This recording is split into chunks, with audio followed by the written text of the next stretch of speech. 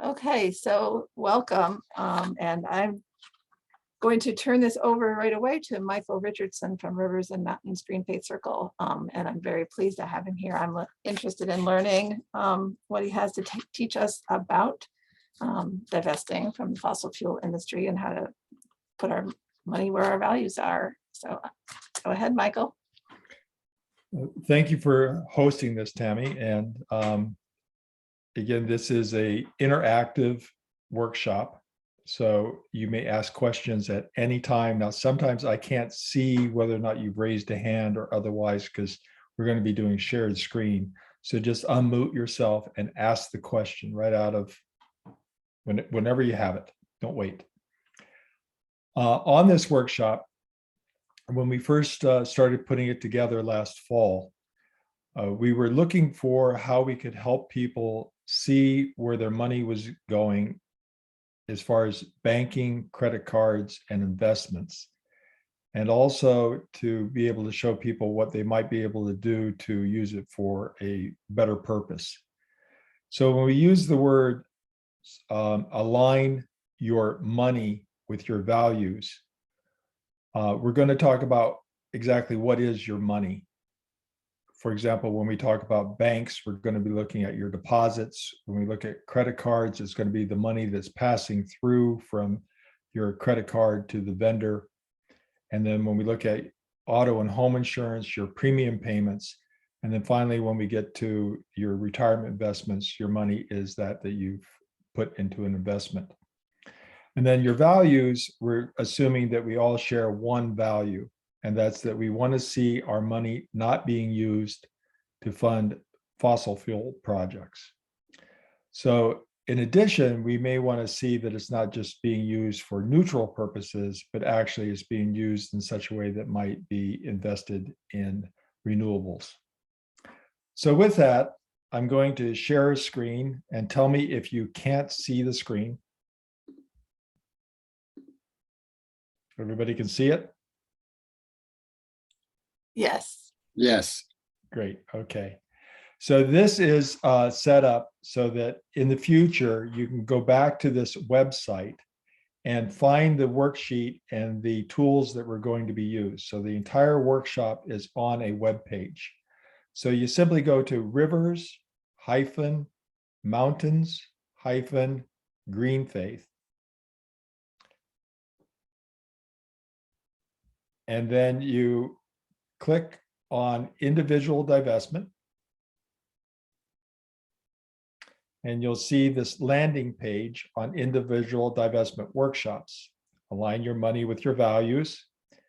I'm just going to scroll down here so you can see our workshop calendar.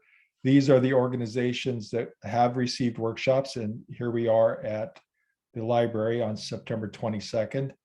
And the workshops that are coming up. We're going to be doing quite a few of the libraries in the Hudson Valley over these fall months and winter months. You can see here that Kingston Library is already scheduled into next year.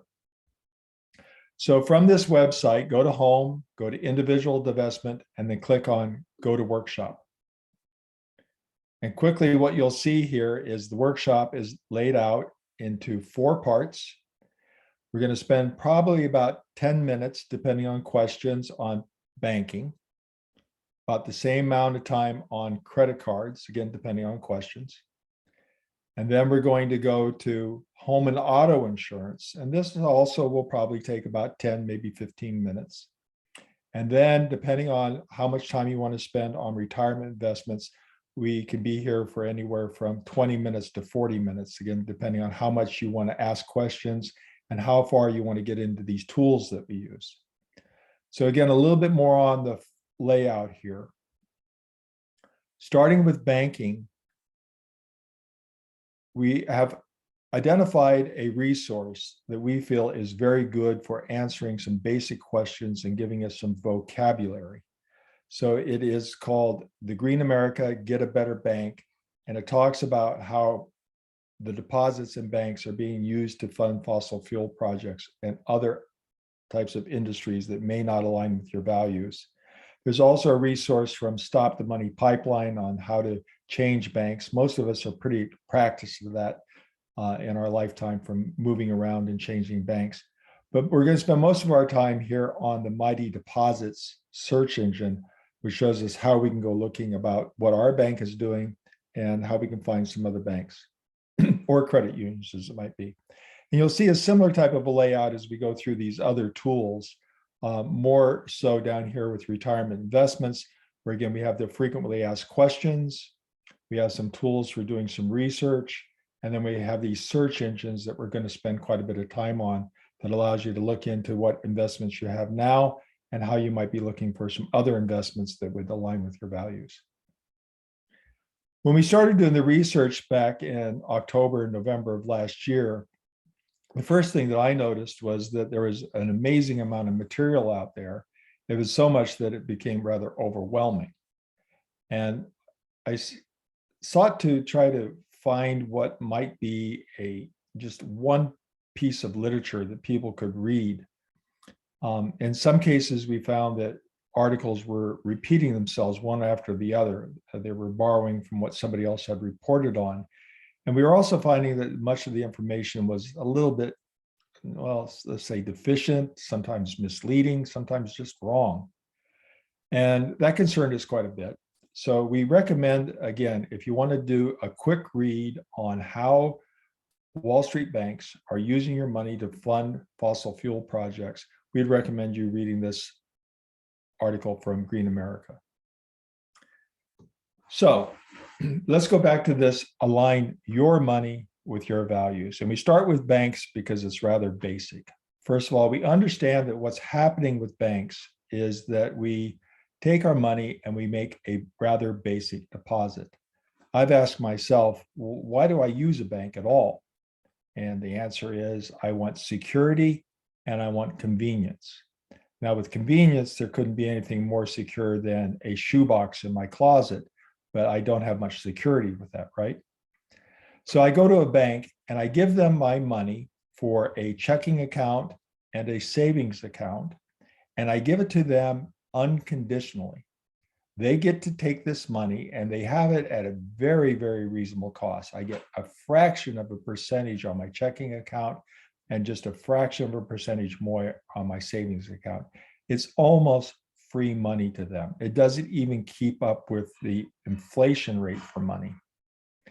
Now, when I mean that it's done unconditionally, the bank can then take that money and use it for almost any purpose that they want. Now, there's some regulations, of course, from the federal and state government, but they get to use that money. So if they want to loan it to a dairy farm, they can do that. If they want to loan it to a construction company, they can do that. If they want to loan it to a fossil fuel company, they can do that. So what happens, and you already know this, that when an oil company or a coal company, any fossil fuel company wants to expand, they want to build a new oil platform, they want to put in a new pipeline, they want to build another refinery. Big oil doesn't have enough money unto itself to cover its operation costs and also its expansion. So as much money as they have as an industry or as independent businesses, they still need to go to the capital money market and try to get some money. Now, there are several different sources, as you know. One might be investors from private equity. It might be from the stock exchange through asset managers and mutual funds. Or it might be loans that come from a bank, or it might be some grants or loans that come from government. But somehow they need that money and they go to get it. And when they do, they recognize that they're going to have to pay something to have that money. They're going to have some debt and they're going to have to pay interest on the debt. So banks are a very attractive place to go because banks are sitting there with our free money, more or less. And so the banks turn around, they don't loan it out at 1% or 2%. They're loaning it out at 3, 5, 8%, whatever it might take to make that loan. So what to do? I've given my money to a Wall Street bank. The Wall Street bank takes that with everybody else's money and starts loaning it out to industries in such a way that if that industry had come to me and asked for the money, I would have said, no, I am not going to loan you money to do these things. So we start with banks. It's easy to understand that money is being taken from our deposits and used to fund something that we don't agree with. The solution is very simple. Leave the big banks and go to the small banks. The small community banks, when I say small, I'm including Key Bank and Berkshire Bank here. And you go to a small community bank or a credit union. Simply put, big banks are bad, small banks and credit unions are good. So how do you go about finding them in your community and seeing what they're doing? So if you don't mind me asking, Tammy, who do you bank with? Bank of Greene County. Yeah, I'll share with you. I bank there also. Does anybody else want to share where they bank? And we'll look it up. Key Bank. And Jay? I'd rather not. Okay, that's fine. I'd rather not say. All right, Can I'm you gonna look mute- up? Michael, I do have a question here. Yes, anytime. We're gonna jump in. It may be premature. No, One of the things that you mentioned in having money in a bank is security and also convenience. And one of the things, maybe you'll touch on this, one of the things about banks, whether it's a Chase or a Bank of America, when I go on vacation and want to go to an ATM, I can find a Bank of America, you know, in any big city that I might be passing through. I might be able to, and if I need to withdraw some cash or something. A lot of the smaller regional banks, it seems to me, or even credit unions that I've participated in, you know, if I use somebody else's, even if it's a Key Bank, if I use somebody else's ATM machine, then I get charged a fee. And so now we've got, I find myself in the uncomfortable position of, you know, what the convenience and cost sometimes of a small bank versus the convenience and omnipresence of a larger bank, you know, a Wall Street bank. well, that is a good point to bring up. Now, you may find with a Berkshire Bank or a Key Bank or some of the other banks, or even the Bank of Greene County, that is not necessarily so much of a problem. Now, I'll share a personal story. I bank at Bank of Greene County. I was in Rhinebeck just the other day, and I was out of cash. I was going into a small store. I didn't want to use a credit card. And so I stopped at the ATM at the Rhinebeck Savings Bank. And I had to pay, I think, a $3.50 fee to draw out $200. And so I was mindful that for the privilege of me getting some money, I wasn't going to go around and find a bank that was inside my network. I paid that fee. So it was money I had to pay to get cash on that time. So sometimes we do have a situation, but I would have had the same situation even if I was carrying a Wells Fargo card, because there's no Wells Fargo bank in Rhinebeck. But you're speaking more that you're in another country where you or another state, and you're going to be outside a network. So there might be times that they're in the Cirrus network. You're using your debit card, not your credit card, and they're in the Cirrus network or one of the other networks, and it's not going to cost you. Other times it might. And I think that's where we have to ask ourselves when we're trying to disassociate from businesses that don't align with our value. Is there a cost to doing that? And sometimes there might be. We'll be talking about this a little bit when we look at home and auto insurance. That what happens if you go out and you shop your plan apples to apples, and it's going to cost you an extra $50. Are you willing to pay that $50 to move away from a big Liberty Mutual to go over to a small mutual that is fossil free? So these are questions we have to ask ourselves, not to pass judgment. These are questions that are real. But let's look at Key Bank, if we can, for a moment. Key Bank is a regional bank. They are based in Columbus, Ohio. They have branches in Washington State, as well as we know right here in Columbia County and the like. They are fossil free. They are a very large regional bank. They do not make loans to the fossil fuel industry, nor do they make loans to prisons, tobacco, or firearms, which are some of the other values that people often bring along. Now, other banks, such as the Bank of Greene County, where Tammy and I are, they are probably the most local community bank that you can bank with. And I'll show you just briefly here by going to this Mighty Deposits. Mighty Deposits is put together by a women's collective. They are using a database that is constantly updated from data that is brought in from SEC and several other regulatory agencies. So any data that you see here will be up to date to the moment. If you're looking for a bank, you click here. If you're looking for a credit union, you need to click here. So let's just go and find banks. And we can come in here right away and click here on KeyBank. I just need to minimize the screen here. Apologize a minute. Okay. So here's KeyBank in Cleveland. And you'll see here that what we read about KeyBank is that $50 of every 100 that is deposited in KeyBank is going to be invested in the community. This is a little low if you're looking for a bank where the focus is to keep as much of the money in your local economy. It's not bad, it's 35% above the industry average. This number we can kind of forget about because it is a multi-state bank. We see some nice little things over here where it's above average in housing and it's above average in community lending. And we can click on a tab here and it'll tell us a little bit more about where that $50 of every 100 is going into. And you can see they're doing quite well to loaning into large business, into housing, and they're a little bit below what is normal for the industry in these other areas.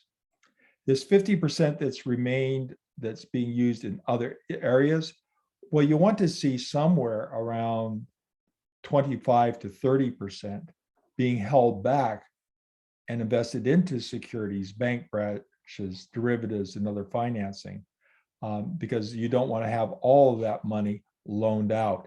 I like bringing our attentions to that movie back from yesteryear on It's a Wonderful Life, where people wanted to have their money and none of it was in the bank because all of it was loaned out. Well, you want to have some of it not loaned out. Let's go back and look at another bank. And let's just come up here and type right in here. Bank of Greene County.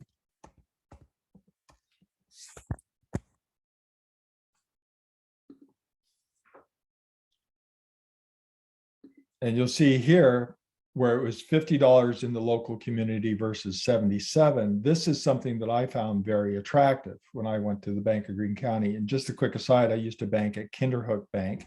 They were bought up by a bank called Community Bank out of Syracuse. Again, much like Berkshire Bank and Key Bank, they're a community bank. They're fossil free. They're actually a little bit smaller than Key Bank. But I wanted to keep my dollars as local as possible. That was an added value that I put in. So I went over to Bank of Greene County. And you can see here that all of the money stays in the county, or in the state, because that's who they are. And they also have these buttons, and we can go see how they're doing with those investments. And you'll see here that they do quite a bit of investment in housing and public works and the like. And they're holding back 23%. Now, again, if I saw something that said 80%, I would start to get a little bit nervous that they were loaning out too much money. So they're on the high side, but they're not too high. So with that, I'm going to just take a pause and ask if there's any more questions about banking, or should we move off to credit cards? No, that's really informative to figure out how to research, a bank and how to get information on choosing a bank. That's very helpful. Thank you. Yeah, you find the same thing for credit union. Now, if we clicked on a Wall Street or a Bank of America or a Citi or a Chase, one of those buttons that we would have seen would have been highlighted in the left-hand corner that says major investor in fossil fuel. So if you don't see that, you know that they're not doing that. But rest safe that none of the regional or community banks or credit unions are investing in fossil fuel. It's just not in their charter, let alone their business model. Their charter calls for them to be investing in the local baker and candlestick maker. So let's go over to credit cards.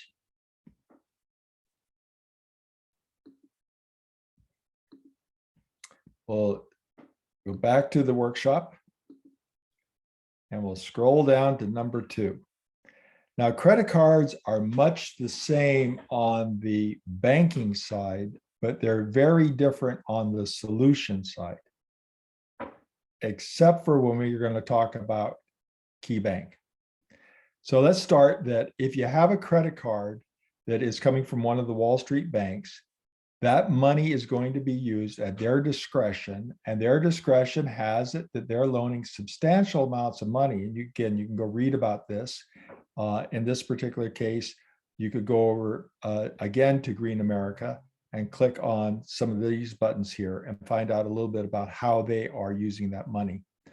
But let's just talk about your money before we talk about your values.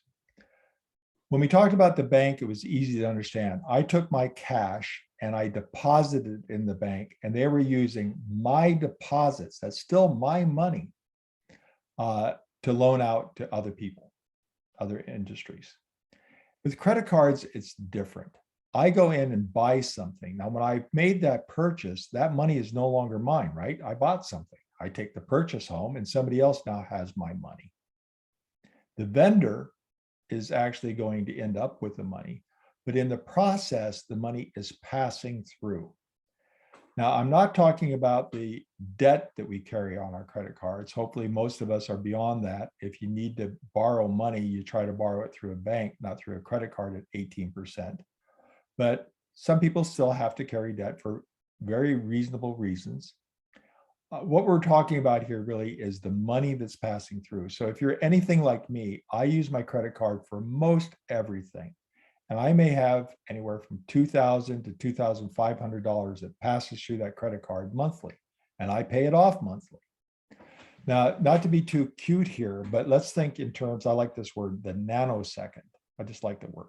But at any given moment, all that money is in play. So constantly, there's literally $1 trillion that's going into it and $1 trillion is coming out of it. But in the moment, in the nanosecond, that money is real and it's there. So let's say that a Chase company, the Chase Bank, is holding some $25 billion that's in credit card transactions. That money is available to them. And they can use that for loans, investments, and otherwise. On paper, electronic, it is there. So I say to myself, I don't want them to have use of that money to go off and use it for fossil fuels. So I go looking around for banks that are issuing credit cards that are not going to be using that money for that purpose. Now, it doesn't necessarily mean that they're going to be using it for renewables. It only means that they're going to be using it for things other than fossil fuels. So as we often say, one goal is to see that my money is not being used for harm. So is it being used where it's not causing harm? I feel better about that. But I'd rather see it being used for good, that being the funding of renewables. But let's go back to the credit cards and how it's being used. So I want to go look for a bank that's going to issue a credit card. And when they have their hands on this money that's passing through there, they're not using it for fossil fuels. And where I need to go looking is here for TCM, or maybe I'll find First National Bank of Omaha, or maybe I'll find Beneficial State Bank, or if I get my card through a credit union, I'll find this, Kuna. Now, I'm going to say quickly on KeyBank, if you turned your card over, which we're going to try here in a moment with another card, you won't see anything. And the reason for that is KeyBank is issuing their own card. So therefore, if my bank is fossil free and it's issuing a fossil free, it's issuing a card, that card's going to be fossil free. So what is TCM? TCM is a bank. It's not a brick and mortar bank. It exists for the sole purpose of issuing credit cards for other institutions, whether they be banks or not-for-profits or businesses. First National Bank and Beneficial State Bank, First National Bank of Omaha and Beneficial State Bank, which is out on the West Coast, California, Washington, and Oregon. These are brick and mortar banks, but they are issuing cards for other institutions, just like TCM. And then, as I said earlier, Kuna is just like TCM, except for it exists for the sole purposes of issuing cards for credit unions. So I may go out there and find a Wells Fargo card. That's the brand, and it's issued by Wells Fargo. I can go see the Chase or the Citi Sapphire card. That's branded by the bank Chase. It's issued by the bank Chase. Here's an example of the Evergreen card that is branded by First National Bank of Omaha.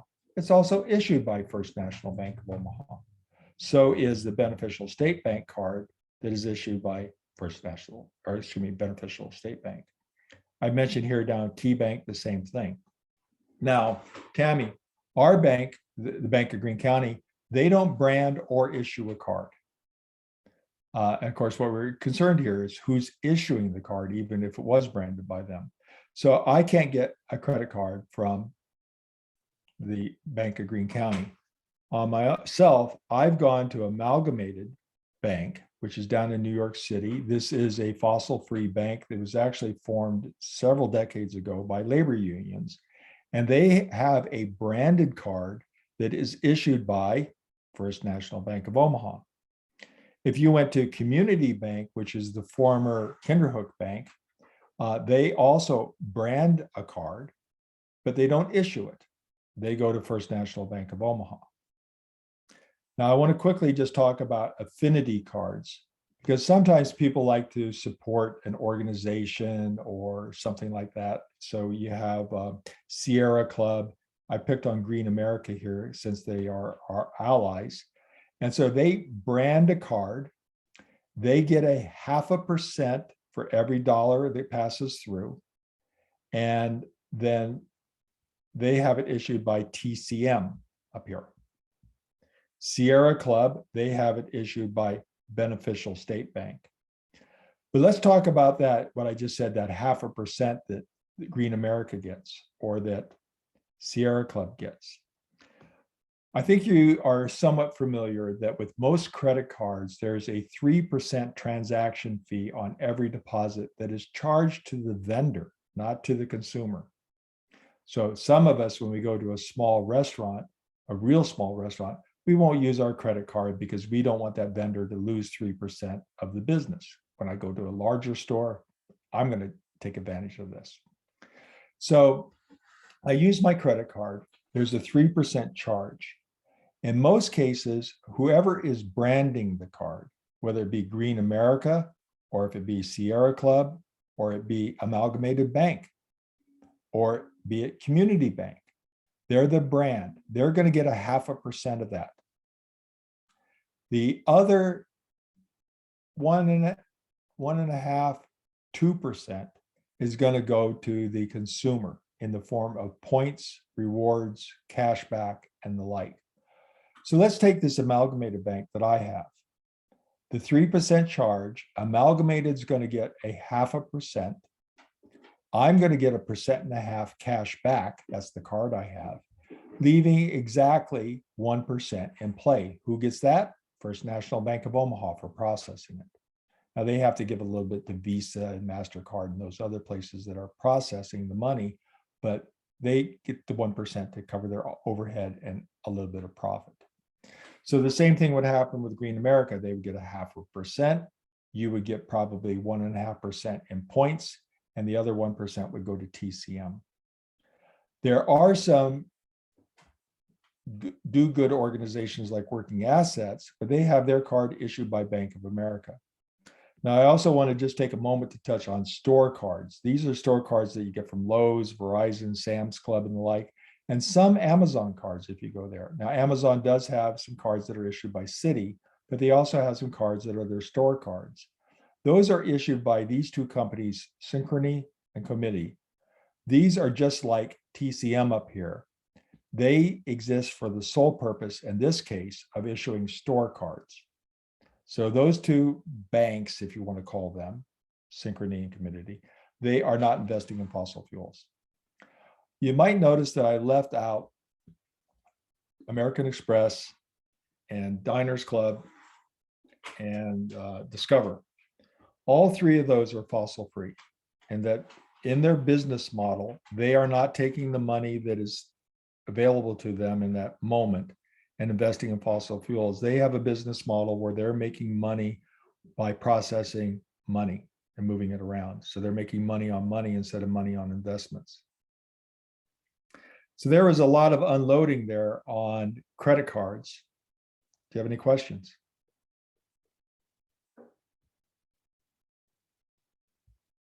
No, I'm good. I'm good. Thank you. This is where the guy says on the commercial, right? What's in your wallet? Huh? Okay, we're going to go back to share and down here to home and auto insurance.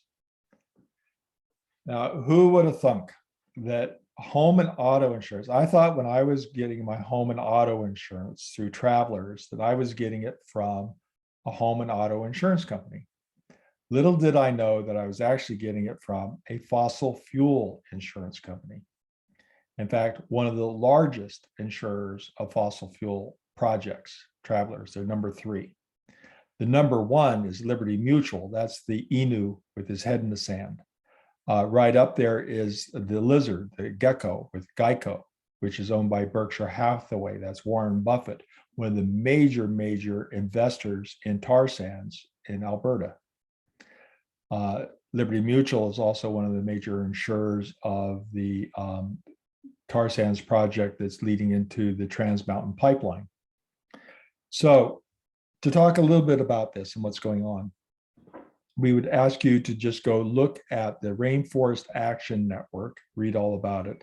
And there's also a source that gives us more information on what these companies are doing on the good and the bad side in Insure Our Future. This by far and away, this organization, Insure Our Future, is the go-to place for information. But as we talked earlier, we understand where our deposits are being used by the banks without any type of contractual relationship, and that's our money. And when we talked about the credit cards, where it's really no longer our money because we've made a purchase, but our money is being used in such a way as it's going through the process that doesn't align with our values. But what about the premiums? The premiums are kind of different, right? I'm buying something for sure, but I always thought in my mind that what was happening is that I was giving my premiums and it was going to go into a risk pool. And Tammy, your premiums are going to go to a risk pool, and Jay, yours was going to do the same, so that when Janice had an accident, her claim would be paid. And it does work that way, except for just like the banks are keeping all of our money in a vault, the insurance companies are not just keeping it in a safe place either. They're taking that money and they're using it. And the banks, that money that they were using without our input was almost free. This money, these premiums, it's completely free. They can take my premium. They don't give me any interest on it. They don't give me any refund if I don't have a claim. They take that and they can use it as they wish while they're waiting to pay out claims to other people that have claims. Of course, their actuaries have been smart enough to always build in a profit margin for them above their operating costs.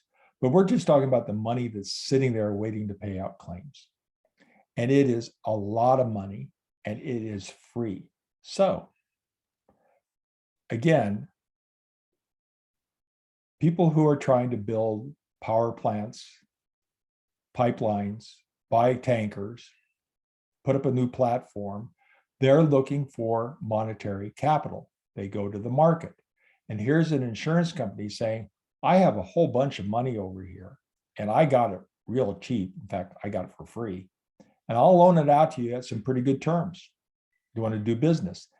Liberty Mutual, if it was a bank, it would be number 4 in the amount of money that it funds into fossil fuel projects. It would be number 4. That's how much money's in play out there. So let's go back and look at who they are. And I've listed here on insurers and investors in fossil fuel: Allstate, Farmers, which is owned by Zurich, Geico, which is owned by Berkshire Hathaway.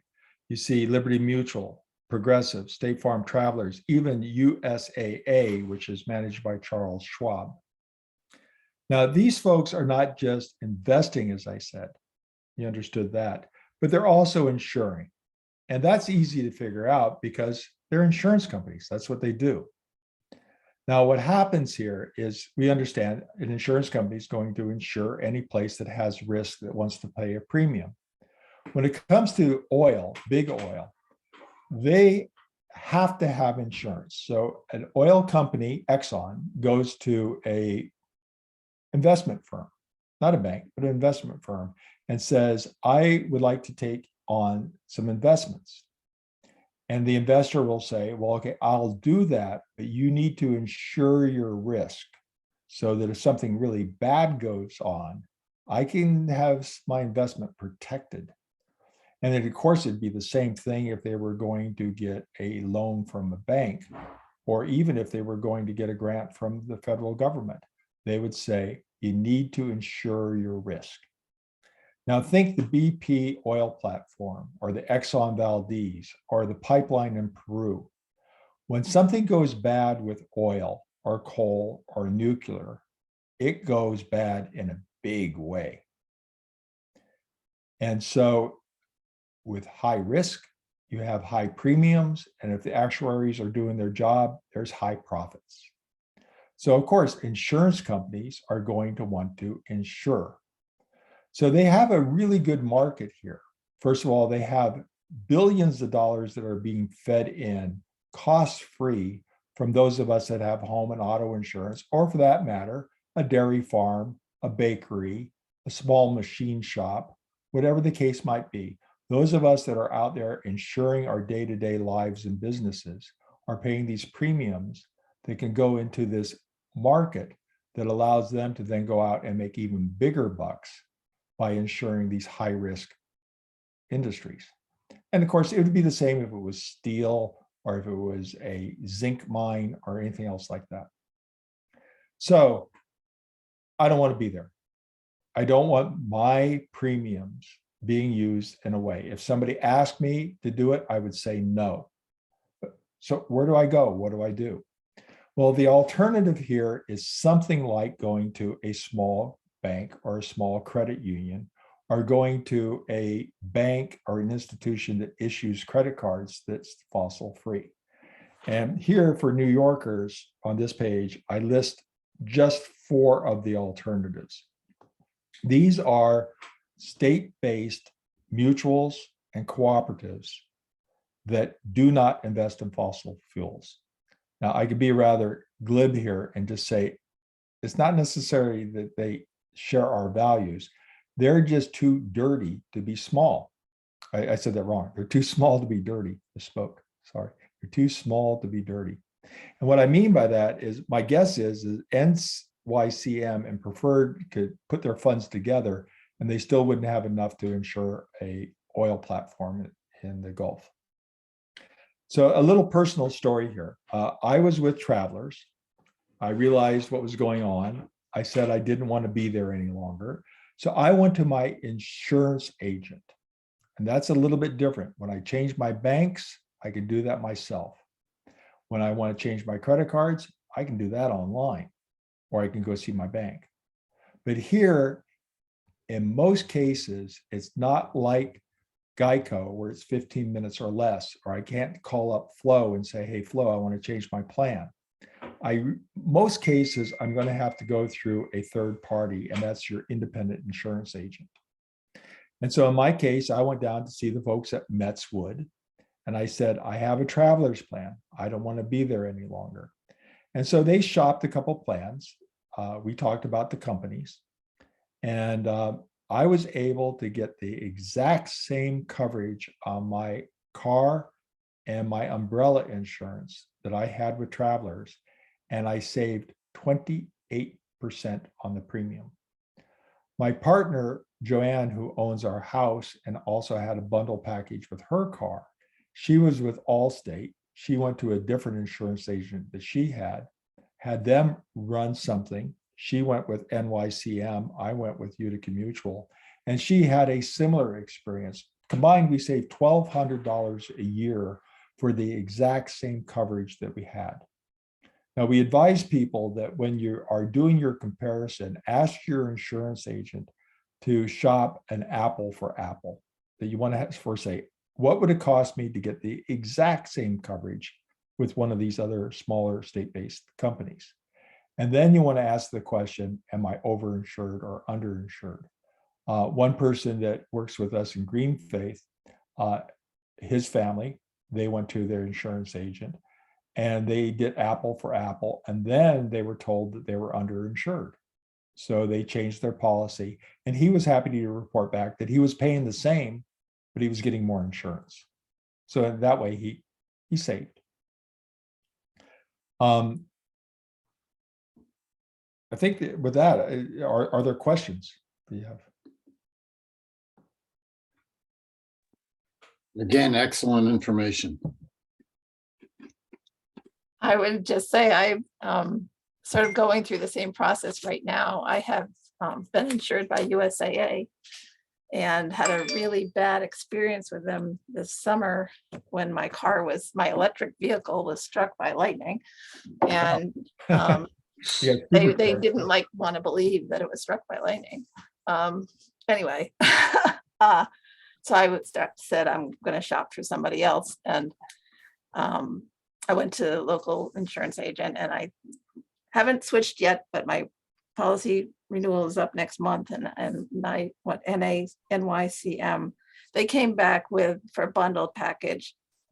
I'm not going to save money, but it's going to be virtually the same price. So, well, and again, NYCM, Utica, Preferred, I think all four of those companies that are listed there, strangely enough, all originated out around Cooperstown. And Utica National now has its headquarters in Hartford, but they still process their claims out in the central New York, I think actually in Cooperstown or Sherburne or one of those towns.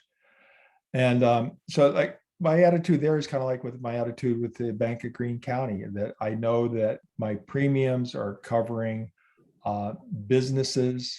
Otherwise, the risk pool that it goes into are covering local dairies, farms, as I say, candlestick makers and the like. And also the employees that are processing my claims live in, not in my community, but certainly within my state, in my region. So it just feels better, right? Now, we have to be aware that we're not quite squeaky clean. Even though they're too small to be dirty, they're also too small to not have stop loss insurance or secondary insurance. And by that, I mean, let's say that a major disaster came through and all of us ended up filing claims. And the insurance company now would be in default. State regulations don't allow them to do that. And so they have to go get reinsurance.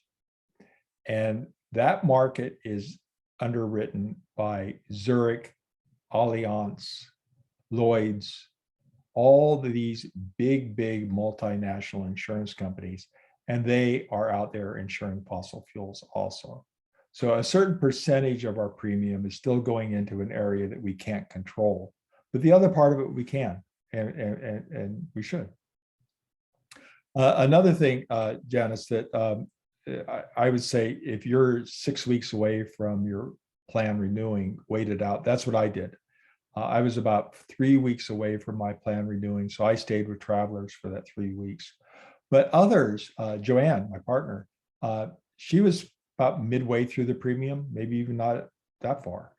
And the way that the state law works, in fact, all the states in the country, they have to reimburse you for the amount of premium that's left is prorated to the day. So you can change your insurance policy anytime you want at no financial loss, no penalty. But most of us do wait just to be polite or convenient, whatever the case might be. So any questions there on insurances before we go on? I think a lot of people are surprised to find out that this is part of the whole going fossil free, includes your home and auto insurance. Okay. How are we doing time-wise? Pretty good. Yeah. Now, I usually ask a question as we get into this, because you understand the flow that we went through by starting with banks and credit cards and then insurance. It kind of has a flow to it where you can compare it. But when you get into retirement investments, we have so many different ways in which we approach this, with 401s, with IRAs, with pension plans. There's just so many variables that are out there. And I usually ask the participants in a workshop where most of their retirement investments are, what type of instruments are you using. For example, in my case, I'm 70 years old.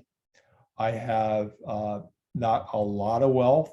I don't have what is recommended, but I have enough that I need to be smart about how I'm doing it. And so I have 2 annuities. My 2 annuities are with Jackson National, and I have 1 IRA that is with Calvert.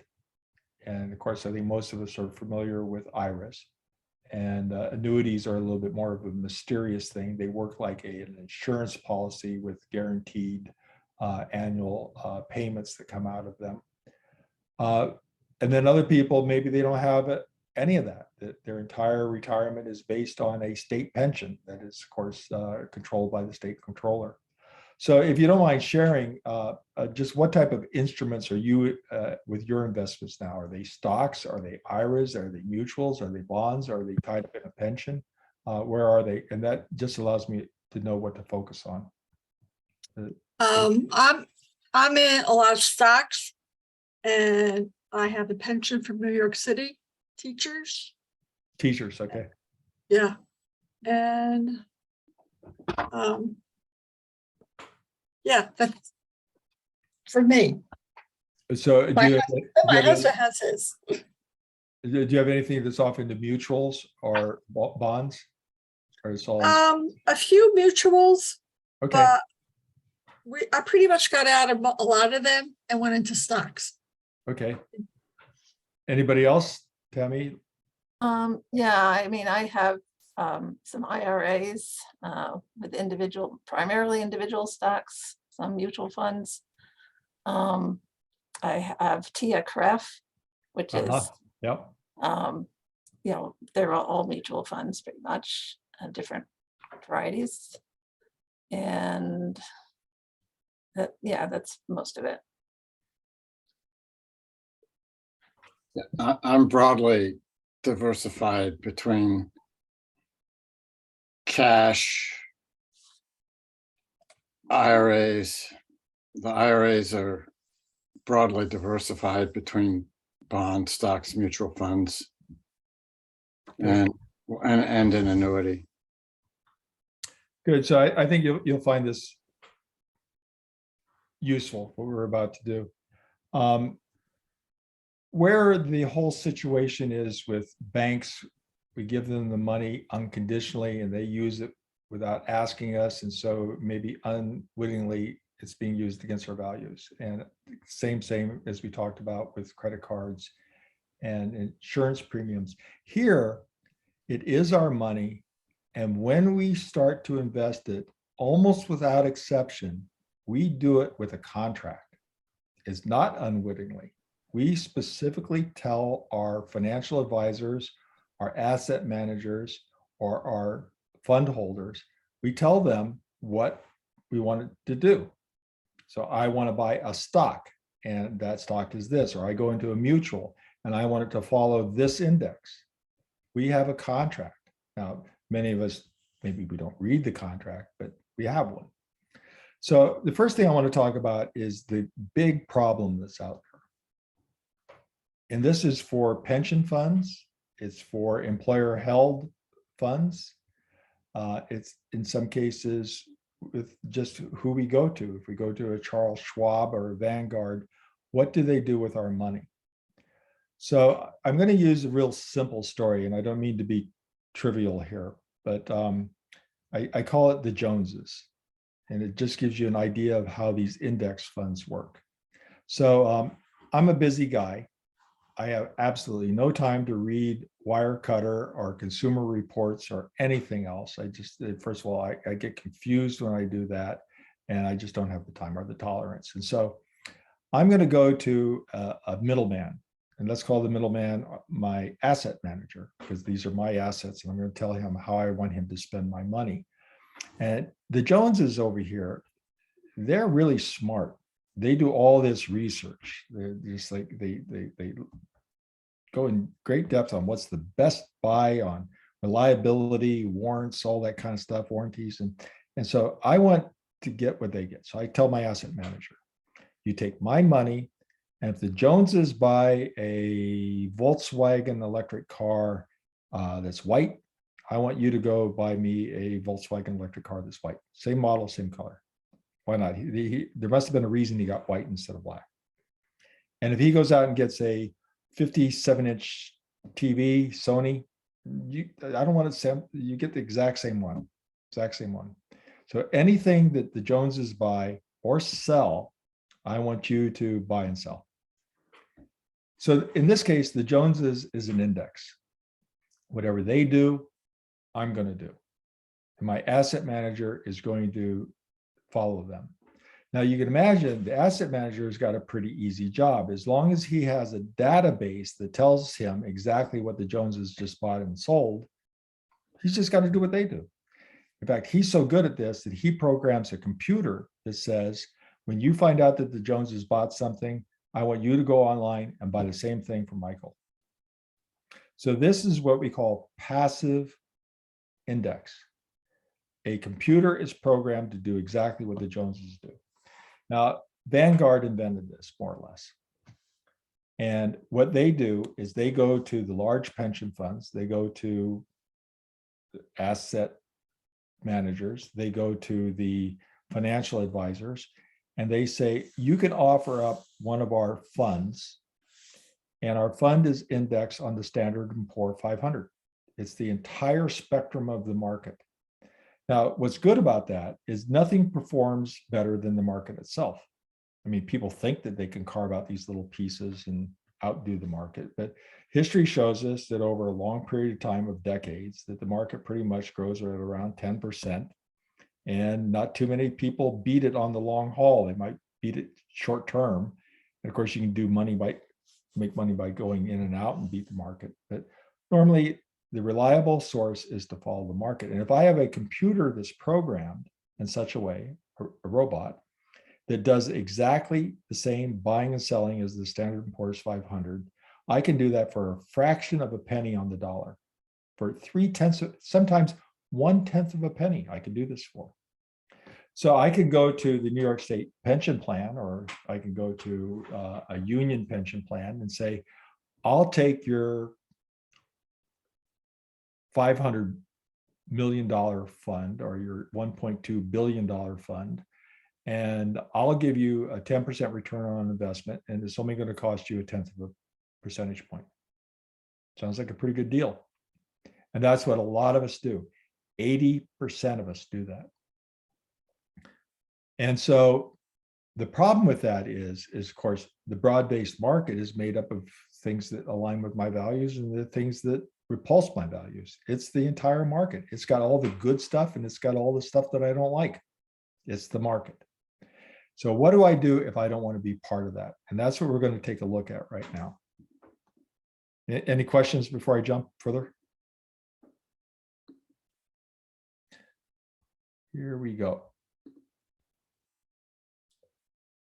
We would suggest that you go and read this frequently asked questions from Stop the Money Market that helps you understand a little bit about these asset managers that we talk about. Of course, the big one is BlackRock, and then next is Vanguard, and down the line is State Street, and then of course you have Capital Group with their America funds. One thing that's interesting here, if you ever ask the question, who owns BlackRock? 40% of BlackRock is owned by Vanguard.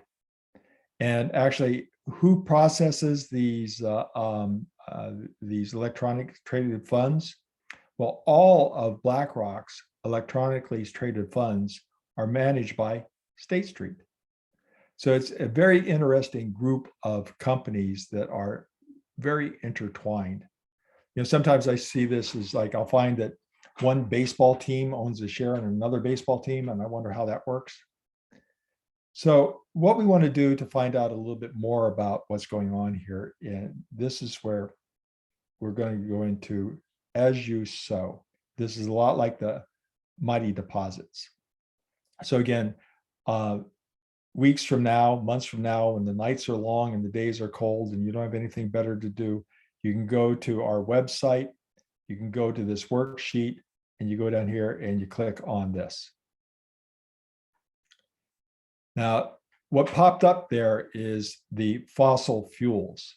I'm going to take a moment here and suggest that you click on menu.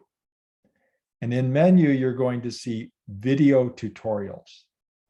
Now, not to worry, the only one I'm going to suggest that you look at is the introduction. If you want to start getting really deep into this and use the tool at its fullest, check out the other tutorials. But this is the only one that you need to. It's a very short, I think, 3-minute tutorial, and it'll help you with your vocabulary and what to click on. So again, that's under the menu bar. Now, also, the page that showed up was on fossil fuels. Do you want to go check out what's going on with weapons? Well, they have this similar one. See how similar it looks? Except for this time, they're looking at weapons.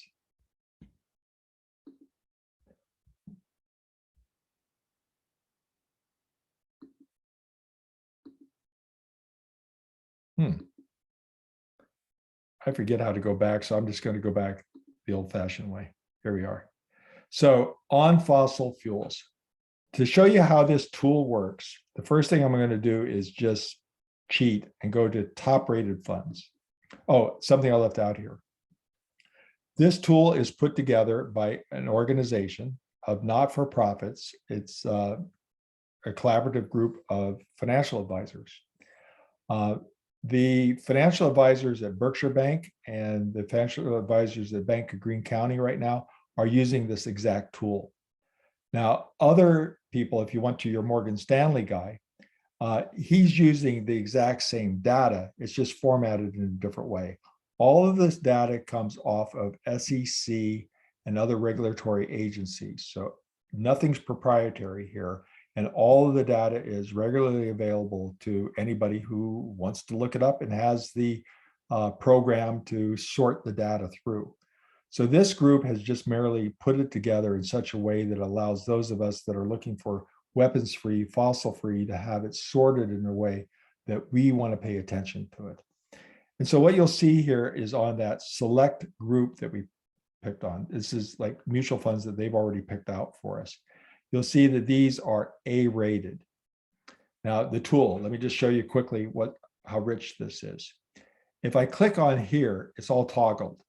So I'll click it, whoops, and now I get the Fs. So look at that, they're 100% into fossil fuel companies, whether it be the excavation, the production, or the transportation. They're into fossil fuels. So let's click on it again, it goes back to the A's. We're not going to take the time to talk much about what sustainability mandate is. There's 3 different rankings. There's the best. This is a clearinghouse, US SIF. The next one is Morningstar. The third one is all just an X that is internal, And then the next one is they don't have a sustainability mandate. We'll take a look at that a little bit later. This carbon footprint is the footprint of the company itself. So it's looking at their building, their fleets, their staff, all of that. So that might be important to you or it might not be. Over here, this is often important because not only are we trying to divest from fossil fuels, but we're trying to invest in renewables. So this is the Clean 200. So I can just go pick on one. Let's go down here and look at this Parnassus mid-cap. Well, I don't like it because it's not investing in clean energy. It's just fossil free. Well, okay. Let's go look at this Calvert fund. All right, 17% of it's going off. It's got a low carbon footprint. Well, I know the first thing that my financial advisor is going to say is, how does it look on this performance? So let's click on performance. Again, a lot of this will look familiar with you. Well, I really don't like it all that much here. Now, first of all, anything in the 3-year column, don't give it too much attention because really in the past 3 years, everybody did good. And actually, don't get so upset about the 1-year column because as you well know, everybody except for fossil fuel has done bad. You want to look at what's happening out in 5, 10, 15, 20. So up here, this PAX fund, yeah, it looks like it did pretty good on a 10-year, but not a lot of history. Oh, and look at this.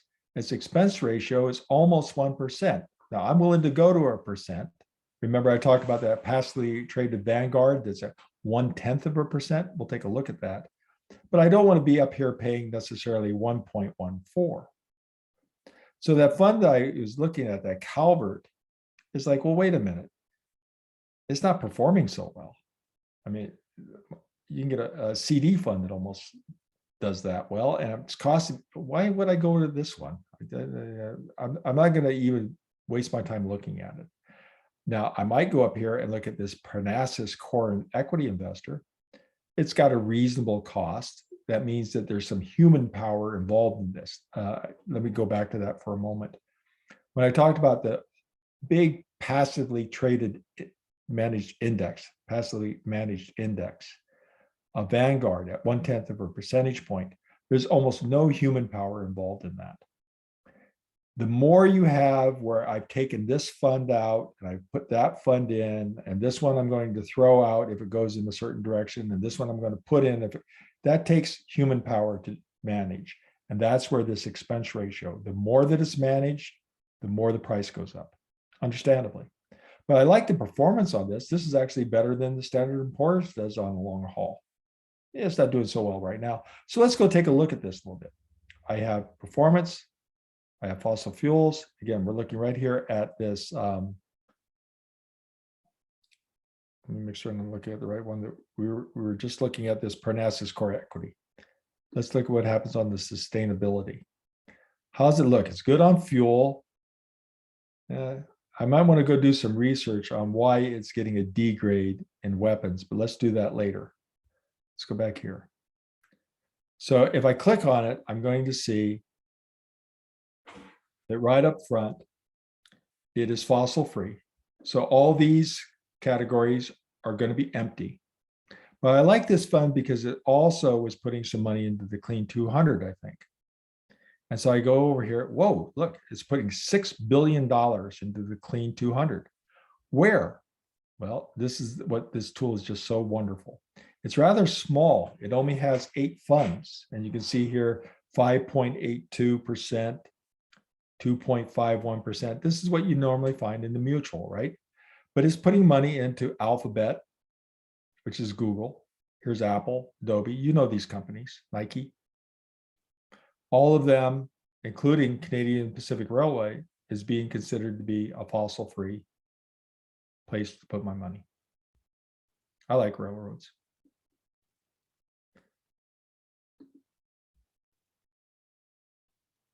It doesn't have any money that's often to banks. This is something we often like to check because they might be investing in something like US banks, which is not fossil free. So let's go back here and I'm going to pick on Vanguard. We could try TIAA. We might try that here in a moment. So Vanguard, I just went and looked at them as an asset manager itself. Now, whenever you see something that says Vanguard Global ESG, ESG is saying, maybe it's true, maybe it's not, it's an environmental fund. But it's only Vanguard is being mentioned here. So Vanguard has its own index. When you see something like Vanguard Bailey Gifford, what this is Vanguard is the asset manager. Bailey Gifford is providing them an index. So instead of using the Standard & Poor 500 or the Russell 2000, Russell 5000, which most people do, Bailey Gifford has gone out there and put together an index. And we might go say, well, how much is this costing me to use this index? And it's not costing me a ridiculous amount of money. It's 0.7 of a penny. Let's go back over here. But you see right up front, I don't really trust this fund so much because quite candidly, that Bailey Gifford fund has not been around. That index has not been around more than 3 years. So my financial advisors say, I don't care how much you like Bailey Gifford, I'm not advising you to put your money there. I know that because I actually did ask him once. It wasn't a Vanguard Bailey Gifford, but it was another Bailey Gifford. So Vanguard, you can see here that Vanguard, even though they're considered to be the bad guy amongst the bad guys, they have a lot of A funds. And here's again where we need to be a little bit careful if we're out there just saying, I want to be clean. Okay, now here we got this Bailey Gifford fund. It doesn't have that US SIF marker, but it does have the Morningstar marker. And you can see the rest of them just have X, which means no sustainability mandate. So another thing to be careful about. A lot of fossil-free funds, Vanguard has 84 of them, are information tech, healthcare, real estate. And by their very nature, those funds are going to be fossil-free. Now, here's an information tech, and also by its very nature, it might be high in the clean 200. So I can go to Vanguard and say, hey, I want a fossil-free fund that's heavy in clean energy. Oh, I got a tech fund from you. Now, most financial advisors will tell you not to get more than 20% of your holdings into a tech in the aggregate. Don't put more than 20% into tech. I follow that advice from my financial advisor. I think I do have 20%. It's not with any of these funds you're looking at here, but it's wise to do some investment there probably, but you want to be careful about how much. And again, listen to your financial advisor. You can see here that most of the rest of these funds are way low. I like to see something around 20, 25% in clean energy. That's a good diversified fund. We've all heard the story about that the clean funds don't perform as well as the dirty funds, if I can use those terms. That's not true any longer. In fact, Larry Fink, who heads up BlackRock, in January of last year, 21, issued a major report to his financial advisors and asset managers, telling them very, very bluntly that they needed to take a serious look at transitioning a lot of their portfolios away from being heavy in fossil fuel and getting them over, in particular, to renewables, because that's where the new growth was going to be. And that's exactly what we're seeing right now. The demand for monetary capital amongst renewables is almost a vertical curve. They want the money and they're willing to pay for it, and they're getting really good returns on it, particularly with the federal and state government moving us in that direction anyhow. So let's back off of Vanguard. Does somebody have a fund that they would like me to look at?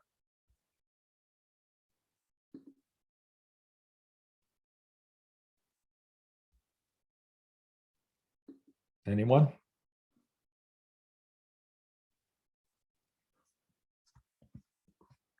Tammy, one time you said TIAA, right? Yeah, I have a lot of the social choice one. Yeah, I'm curious how they're. I mean, I have some of mine is in the social choice.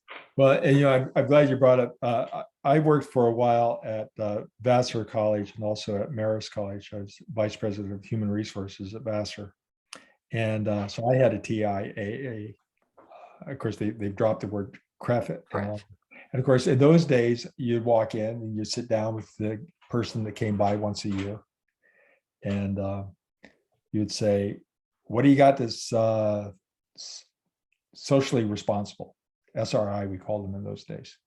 And they had one or two, and they have the social choice. They were one of the first ones to have it. So let's just go and look at them for a moment here. You always have to click to get rid of this nuisance bar. And here's something that back in the day, when you signed up for that social choice, fossil fuels were not considered to be contrary to that. We were looking more at prisons, polluters. You might run away from a copper mine before you'd run away from a fuel, a gas field. So here we have all these social choice indexes that are going to get D ratings. Now it's got a great sustainability thing, but it's got a D rating. And of course, there you want to see, well, why is it getting the D rating? I'm just going to show you a little bit more about this tool. So it has fossil fuel exposure at about 7.65%. So you say, oh, wait a minute, I have $100, $7 is going towards that investment. I'm not too upset about that. But actually, you won't find even some of the dirtiest funds being too much higher than 14%. So you want to see, okay, well, where is that going? Am I really upset about that 7%? Well, it's going into, you can see the companies here. All right, let's find out a little bit more about them. This is this wonderful tool. Just like we were able to see where the green 200 was, we can see where the fossil fuel is. So here it's telling us that it's got holdings in carbon reserves. It's got a holding in the coal industry. It's got a whole lot in oil and gas. It's got some in coal-fired utilities. Oh, this one really bothers me, coal-fired utilities. They're the dirtiest of the dirty. Well, who are they? And where are they all about?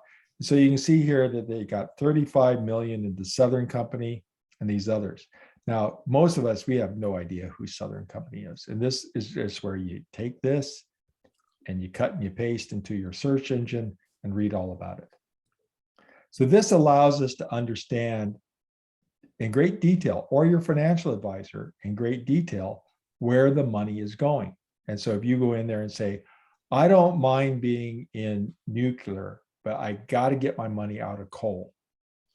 Well, this allows them to go find out what's going on, or for you to go find out what's going on, depending on how long your days are. I clicked too deep there, I'm sorry.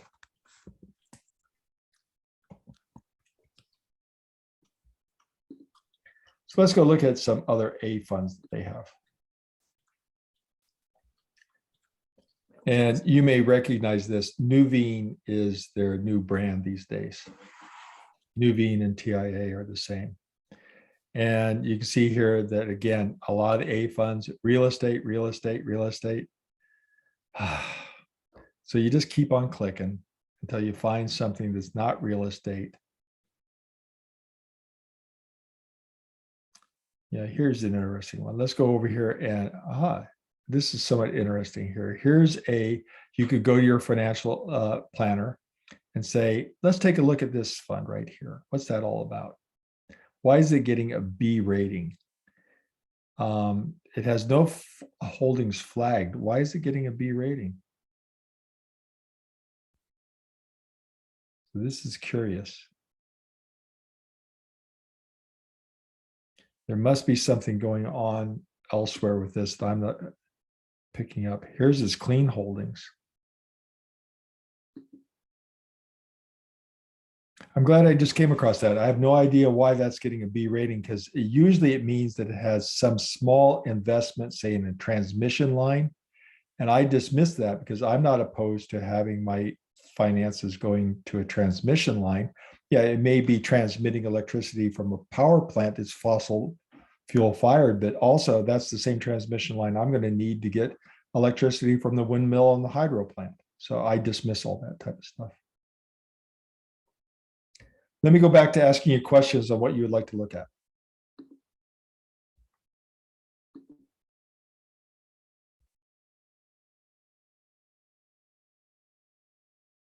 None?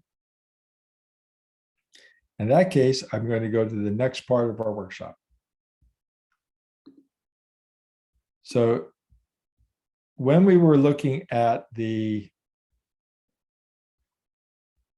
cover page here on Green America, there are steps to divest and reinvest. So if you want to do some reading there, this is a good source, but find fossil-free investments.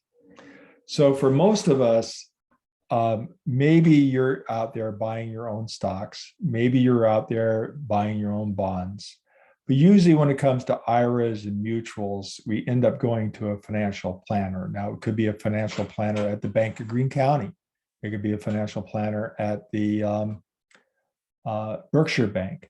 Or you could go to Jeff Scales down in Rhinebeck, or you could go to Harry Moran up in Saratoga, or anybody who's around. There are many. The Charles Schwab guy right over here in Chatham. So you can go and talk to them about what their advice is. And of course, they're going to charge you a little bit of money to manage your money. So this is a website that shows us the 3 places that we might go to find something that is green, let's say. And so you have your financial advisor who puts you into an asset manager who goes out and invests in mutual funds. Here's your 1, 2, 3. Retirement options, that's your first question, is what type of instrument do I want to invest in? But first of all, we go to financial planners. Who am I going to go talk to? One of the problems that we have for new investors or people that just have not acquired that type of wealth is the really good holistic financial planners. They want to have a portfolio of at least 250,000, if not 500,000. Now, here's the list that Green America has vetted of environmental, climate-friendly advisors. Amalgamated Investment Services down in New York City. This is the same one that's Amalgamated Bank that puts out the Amalgamated credit card that I have. Their financial advisors are ESG, SRI, they're certified B Corp. This is a vetting agency to see that they're meeting certain standards on ethics and environment and social justice. And they go through a service company called Infinex, which is the same service company that Bank of Greene County uses. So Amalgamated is a good place to go to because they will work with you without a minimum. Bank of Greene County will work with you without a minimum. Berkshire Bank that uses Commonwealth, they will want to have at least $1,250 a year. So if you want to stay at that 1% margin, you need to be putting in $125,000. Otherwise, you're paying too much money to have somebody manage your money. Now, some of these others that I mentioned here, you can go look these up if you're looking around. Hanson's is out in central New York. This is an all-women's financial advisor. Horizon is nationwide. Here's Jeff Scales. I highly recommend Jeff. He's very holistic. He's 30 years in green investments. I think he's probably the most knowledgeable person I know in this, but he won't take a portfolio less than $500,000, 500,000. I mentioned earlier Harry Moran, who I collaborate with as far as making certain that I got my facts straight. And Harry also wants to, he's up in Saratoga, he wants 250,000. But there are people out there that will now take, particularly young people, and they're not asking for a minimum. There's a fellow that I work with out of Del Mar and a few others, but I usually don't give out their recommendations online here. If somebody wants to have a few referrals, they can send me an email and I'll send you some people who I think are giving good advice and not charging any or at least very little money to give you that advice. They're not asking for minimums. So let's go back. That's your financial advisor. Now, what about my asset manager? Well, I've heard time and time again on these webinars that there are no fossil frees. You're stuck with Vanguard, you're stuck with BlackRock, you're stuck with State Street. Well, that's just not the case. These are asset management firms. And you'll maybe recognize a few of these names like Calvert. There's another one you recognize, Pax. I mentioned Trillium often. These are asset management firms. They're just like Vanguard and BlackRock and State Street. They do the same type of business. But the problem is they usually are working with higher net worth assets. So let's go look at another factor. And that is in these mutual funds. And here are the broad-based mutual funds that exclude fossil fuel companies by policy. Now, Appleseed, you saw that with asset managers. Trillium, you saw them with asset managers. And here's Parnassus. Here's some clean energy mutual funds with PACs. These are names that you saw on that other list. But I'm going to use my daughter for an example. She's 46 years old. Her graduate student loans are all paid off. Her and her life partner are well along on their mortgage payments with their house. Their cars are reliable and well financed. And so she's now able to start putting more and more money into her retirement savings at age 46. She's got $30,000 right now. So she can't go to a Jeff Scales or a Harry Moran, and she certainly isn't even going to go to a bank, Berkshire Bank, because their annual fee is going to be more than what's a reasonable percentage. She's got her investments right now with Capital Group in America funds through her credit union, and she wants to get out. So I've advised her to go to the Green Century Balanced Fund here. Green Century has 3 funds. These are all doable online. You don't have to go to a third party, and they're funds that are managed by Trillium. They've been around for a long time. They're reliable, they're trusted and true, and they have a good return on investment. So I just show this to people to let them know that there are these broad-based mutuals out there that exclude the fossil fuel companies by policy and have a good return. They're well managed. So with that, we've covered the workshop.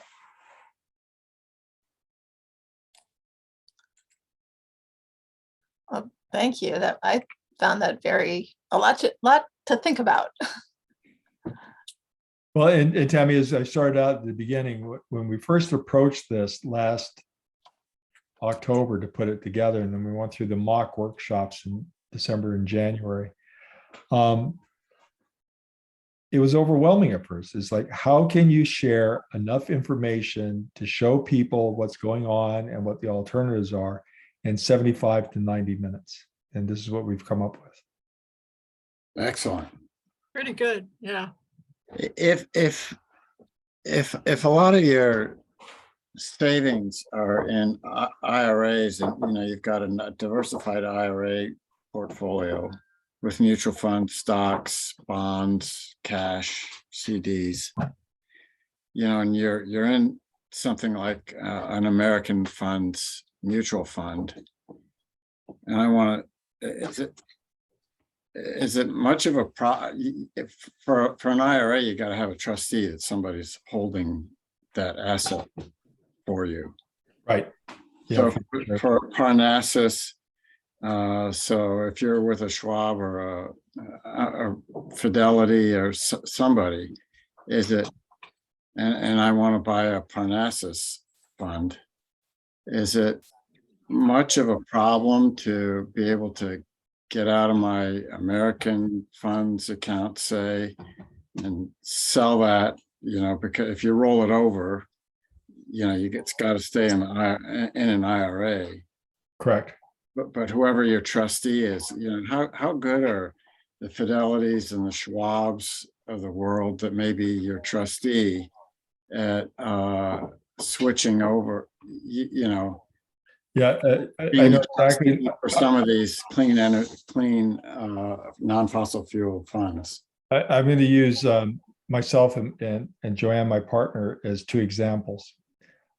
First of all, I was with Morgan Stanley, and I had a financial advisor that had been a friend of the family for a good number of years, and I just kept on using him. I talked to him once a year. We usually talked for about 20 minutes about baseball because he was a Mets fan, and then we talked about 5 minutes about my portfolio, and I went home, and I got a birthday card from him. Really nice guy. And then he retired. And I started getting into this, and I decided I wanted to get out of Morgan Stanley. So I went over to Bank of Greene County, where I had my bank, and I sat down with their financial advisor. And I told him what I wanted to do. He was knowledgeable. He wasn't an expert, but he was knowledgeable about what I wanted to do because he had worked with SRIs and ESGs before. And we moved 2 annuities that were both with Bright House, that's the old MetLife, and we moved an IRA that was with Morgan Stanley. The IRA, we moved into a Calvert fund that I like. And the annuities, that's a little bit harder to do because those really green guys that I just listed, none of them have an annuity product. And so if you don't mind me being a little bit cute, we reached for the cleanest shirt in the hamper. And we came up with Jackson National. And we identified some funds there that we liked. It cost me nothing to move my IRA. It cost me $700 to move my annuity. Now, Joanne, she had from her 407, from her not-for-profit, she had a fund, and she went to the person that was managing that for them. You know, she worked for Columbia County ARC COARC as the executive secretary. And so when she left them, of course, she had this portfolio. And so she just talked to her financial advisor that was the one that was working with the company there and said she wanted to go fossil free. And I was actually up here in my office and she was down in her office and she pokes her head in. She says, "What do you think of PACs?" And I give her 2 thumbs up. She comes back about 15 minutes later, said, "That's done." So that's how easy it was for her to move her asset around. So, and you might find yourself, Jay, just like you were with that thing with your credit card and the user fees, that you might be looking at that the cost of making a transfer is just not what you're willing to do. You know, other people might say, "I don't care if I lose $5,000. I want to get out of this stuff." And other people say, "I can afford to do that." You know, I'm going to go off on another tangent here. I have a friend that has a Wells Fargo mortgage. He's got 3 years left to pay off the mortgage. He says, "I want to get water." Bill, you can't do that. You have to stay with Wells Fargo. You know, I mean, first of all, you're paying 100% on the principal now. All your interest has been paid off. And besides, even if you could refinance, who wants to refinance today at 8%? So no, you're stuck with Wells Fargo. That's the way it is. So a little bit long-winded there, Jay, but it shouldn't be too much of a problem, particularly when you're doing rollover IRAs. I mean, that's kind of like changing banks. When you get into the annuities, also Okay, bonds. somebody like Green Bank can be your IRA trustee for As they are, yeah, and they're part of the infinite. whatever stocks. If I'm in a Schwab or a Morgan Stanley or a Fidelity, I could move all those investments over into a Green Bank as my trustee.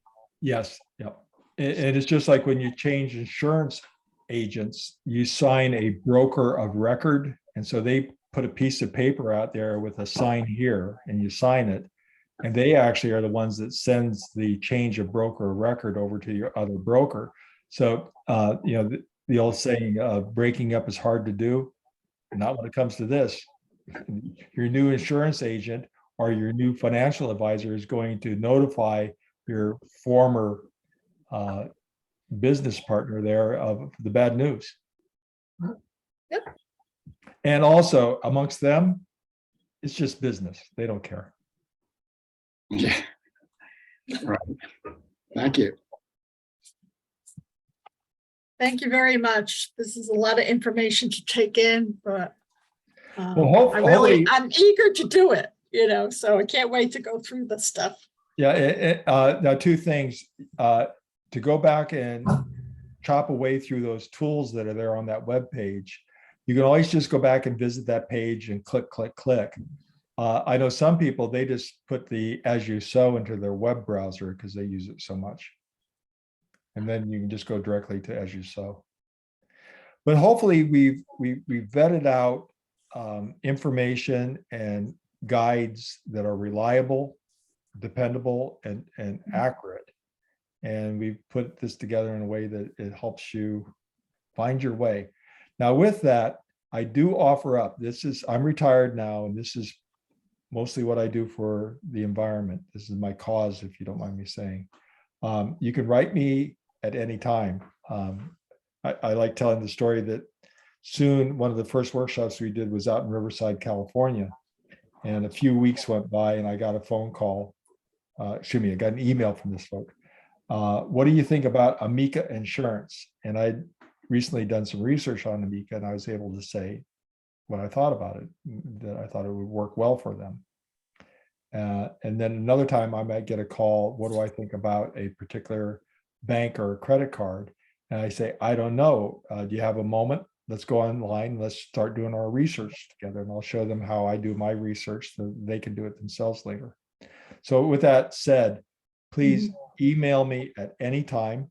It's rivers.mountains@icloud.com. Or you can just go to the website and you'll see that same email address. Thank you for that generosity. Okay, Well, Jay, it's actually on my part. Imagine I've been doing this coast to coast now. Tammy and I were talking the other day. I counted, we've had 500 plus people go through the workshop, and I've met 500 people, and we've talked about this stuff. I really enjoy doing it. great. Greatly appreciated. Thank you, thank you, thank you.